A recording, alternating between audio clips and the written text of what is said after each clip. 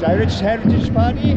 Jason Barker, Heritage Party. And today we're at the Senedd. What's happening now, Jess? Well, we're having a little bit of a protest. The villagers from Carmarthenshire and from Powys are here to protest the industrialisation of rural Wales.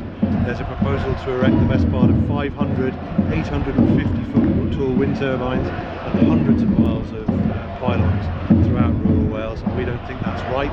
We want people to understand the scale of what's being proposed and the fact that there's very, very little, if not zero, benefit and huge amounts of environmental damage to be caused. We want it to be stopped. We want the Senedd to listen. 850 foot? 850 foot, 230 metres. That's a height. Yeah. I did calculate, being the geek I am, Yeah. if you jumped off an object that was that tall, it would take you 7 seconds to hit the ground. It's enormous. The biggest building in Wales is the Millennium Tower in Swansea Bay. It's 110 metres. Wow. So the ones on the mountain opposite me, private then, 135. So that's almost twice as high. Wow. About 1,000 tonnes in weight. Yeah. And that's really the major amount of destruction that will be done. Is the amount of trees that have to come down, hedges that have to come down to get the enormous vehicles in, just to get them in. Should in theory kill the project altogether before you've even started. Just through one village by me, Pimsant, there's going to be 80 turbines going through that village. Wow. And do they sort of, I mean, they're all in sections obviously. They come in sections, but they're still gigantic.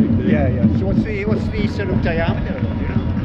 Well, the diameter, it's about 6 metres in diameter, the tube, and they're about 20 metres long. The whole thing weighs about 1,000 tonnes. So there's going to be 10 maybe trucks coming in with the tubes on that form the stem. So there's going to be the nacelle transport, which weighs about 300 tonnes, so that's where all the gubbins is, where the power is generated. And they weigh about 200-300 tonnes, so the kind of vehicle they're going to drag that one is enormous, 2 lorries normally. And then there's 90 metre blades, 3 of those to come in. Wow. And 3,000 tonnes of concrete to hold it up. And where are they all coming from? Well, they've been made in China. China? Mostly. Is that any good for our steel industry? No, it's not very good at steel industry, not really. Let's go on that. No, and there's a lot of fiberglass in it as well. Is it really? The blades are mostly fiberglass, so they chip on wings. Produce a tremendous amount. And are they not recyclable either? No? There's no current recycling route for it at all. So after 25 years, is the license? They claim that, but the blades are more like 5. Wow. And they replace the blade. It's a bit like Trigger's broom, isn't it? In that he says he's had the same broom for 25 years, but he's had 6 heads and 3 handles, and it's complete rubbish. There's no machine's going to last that long. Your cars don't. If they're running all day long, they don't last that long. It's nothing going to last that long. And so they're claiming 40 years, but it's a complete lie. They may operate the site for 40 years, but it's going to be with upgraded machines. It's going to be with a lot of maintenance. So any of the access work that is done is going to be permanent. And how much concrete is going to be, is going to go into the ground to? About 3,000 tonnes to hold one up this size. On one? Each. On one? On one. And so for Pimsant, that's 250,000 tonnes of concrete going through Pimsant. Wow. Little tiny village at the top. Dozen houses, one pub and a village green, isn't it? To get on the mountain? To get up the mountain. Wow. So I think you get about 18 tonnes. So how high is the mountain? About 400 metres. Wow, so it's going to be twice as high as No, sorry. Half as high 50 foot. Okay. So the wingtips will be at about 650 metres altitude, something like that. So they're going to need navigation beacons on them. It'll be lit up like a Christmas tree. You'll see them from Dublin. The highest point between Wales and Dublin is the Cambrian Mountains. And as the crow flies, you what? 60 miles to Dublin? Because of course on the beacons you can see Carrera. Looking one way you'll see the beacons, and looking the other way you see the Irish coast.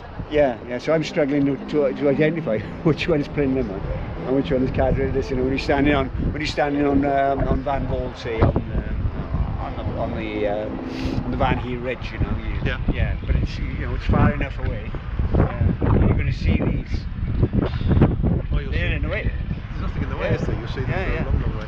And it's probably more so at night, which is another concern, because it is officially a dark skies area, the Cambrian Mountains, and for the astrologers and the astronomers to have a look at it. And so, how's that going to work? It's low-flying aircraft from the RAF and the Army who expressed concerns about not being listened to. And I don't see how they're going to do the 50-foot, 100-foot ceiling flying with these turbines. So they're putting them on the edge of the Senedd Bridge area as well? Is that right? Yeah. Yeah. There's about 500 in total being done. Wow. All across Midland. And they all with the same developer, are they? There's several different developers Yeah, involved. okay. Some of them, they all seem to be traced back to the same company. Yeah. When you look on Company's House. Yeah. But there's several key developers involved. Yeah. The biggest one's Butte Energy. They're an established Scottish company. They've done a lot of stuff. There's Galileo Energy in the Belltown. There's quite a few different. Isn't there enough space in Scotland to put all these things? Not anymore. No? They've already filled it, haven't they? Is it? The worst part is it's not needed. None of it's needed. Yes, yeah. We in Wales already, and I've got this off the national grid.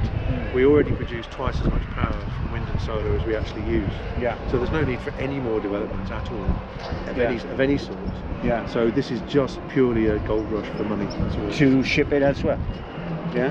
Well, it's just about making money. It's about nothing else. They talk about it being about decarbonisation and net zero. It's not.